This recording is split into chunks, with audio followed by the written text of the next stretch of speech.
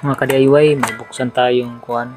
Anong tawag nyo sa electric pan ba ito? Tawag dito.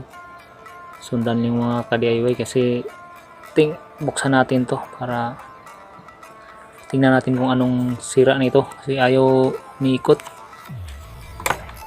Para matuto rin kayo kung paano natin buksan. Hanapin natin yung kuan niya.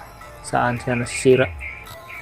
Kaya binubuksan ko ito para tingnan ko, testirin natin kung saan ang ano ito sira.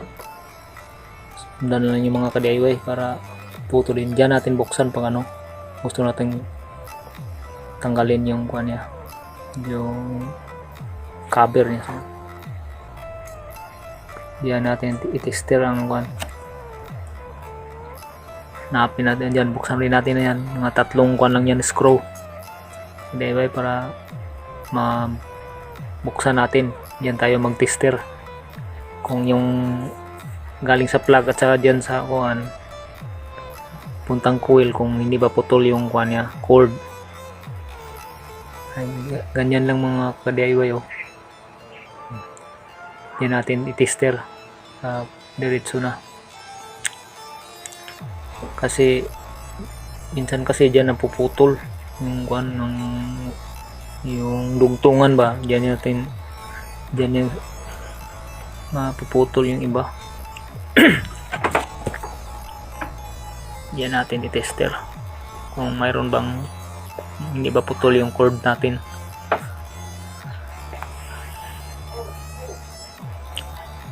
I-kuha natin yung tester sa yung tester probe sa kuan. Ilagay natin sa times 1 or times 10, you know.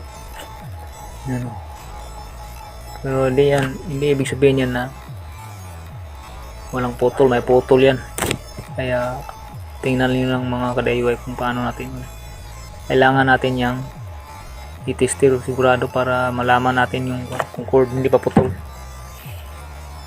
May palo naman doon sa cord.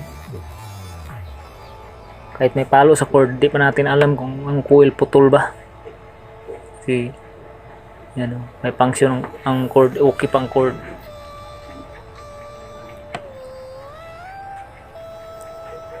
Napuputol yung kan.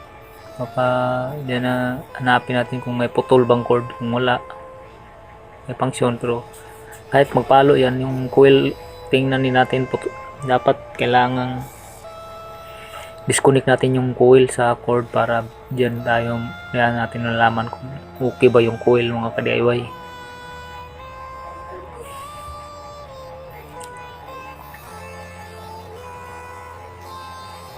Kaya kailangan natin i-disconnect yung coil sa cord para sure natin na malaman natin kung condition ba or okay ba yung coil.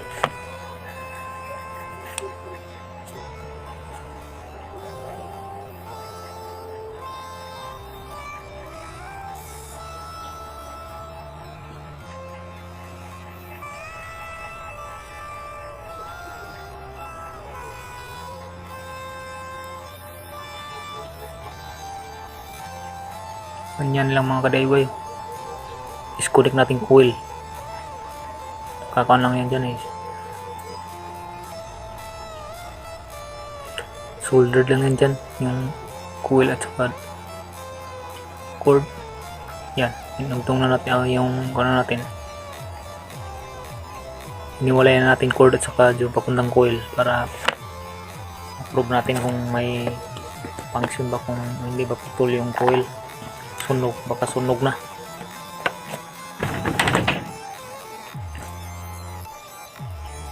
Natin kung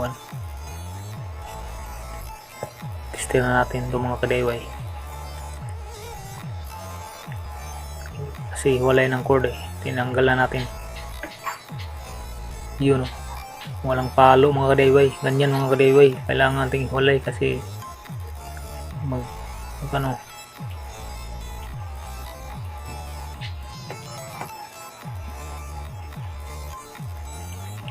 pwede naman yun sa plug natin i-tester.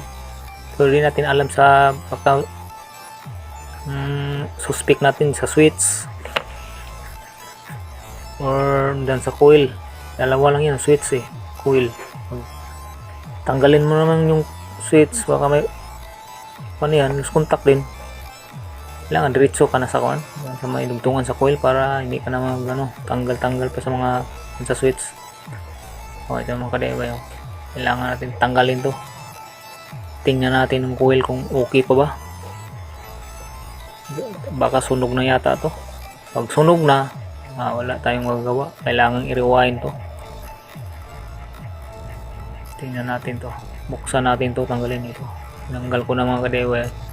Yan ang sa loob mga ka-DIY. May bakal siya. Kailangan din natin tanggalin. Kabalot sa akon. Mayroong kanyan. Insulisyon mga ka-DIY. Kailangan din natin tanggalin. Kita natin coil. Yun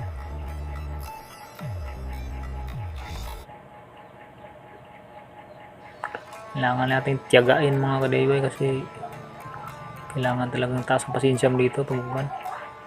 Kahit anong gawin natin, test natin mga ka-DIY, walang palo talaga. Siguro sunog o naputol ang coil. Dalawa lang yun. Baka nasunog na yun. Overheat ba. Yan lang mga ka-DIY, kailangan natin kailangan talaga dito may tester. Basic lang naman to mga ka-DIY pag gano'n.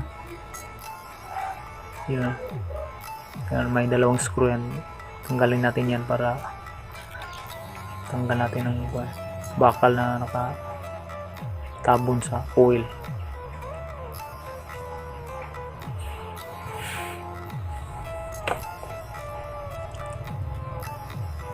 Ayan. Tingnan natin.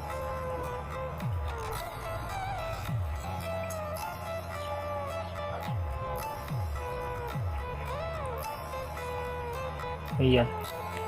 Tanggal na mga ka-DIY. Ito ng coil mga ka-DIY. Pakita ko lang sa inyo mga ka-DIY kung paano natin baklasin o paano natin para masundan nyo kung paano paraan ang pagbaklas nito. Pero sa mga marunong na wala nga ako sa kanan. Yun lang mga baguhan. Katulad ko, baguhan pa rin ako mga ka-DIY. Mga ganitong yan putol na yan mga ka-DIY ang coil, putol na yata putol na, wala na pag-asa to. Kailangan to i-rewind mga ka-DIY mga ganito. Pag coil na ang problema, kailangan wala na tayong paraan, lalo na pag sunog. Kailangan ng baklasin coil okay pa naman tingnan, pero malaman natin kung buksan to lahat.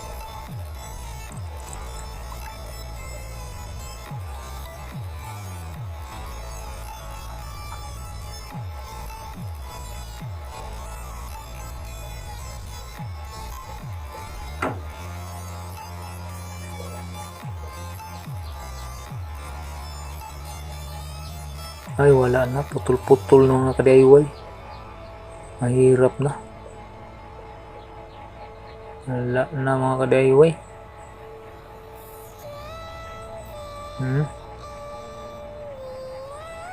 Ganitong sistema mga ka-DIY, kailangan na talaga itong i-rewind.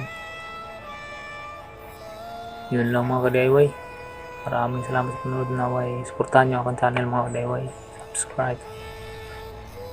Mga ka-DIY, share na lang mga ka-DIY para magawa ng ating munting channel mga ka-DIY.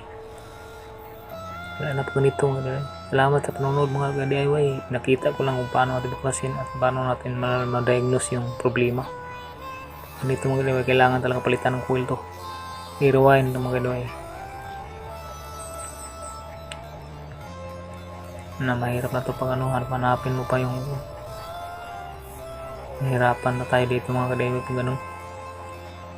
Okay mga ka-DIY, maraming salamat sa panonood mga ka-DIY. Ingat.